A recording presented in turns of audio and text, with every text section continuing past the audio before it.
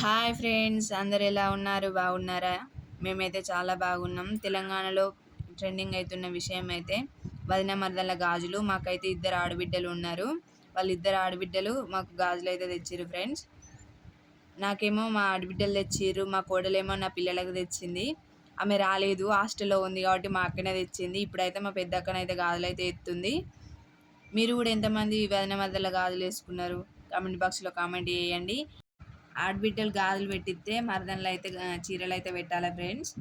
ఇక మేమైతే ఇప్పుడు మా పెద్ద పాపకి అయితే గాజులు అయితే పెడుతుంది మా అక్క. మా చిన్న పాపని అయితే గాజులు పెడితే ఏడుస్తుంది ఫ్రెండ్స్. ఇక ఇప్పుడైతే మా చిన్న చిన్నక్కనైతే పెడుతుంది ఫ్రెండ్స్ గాజులు.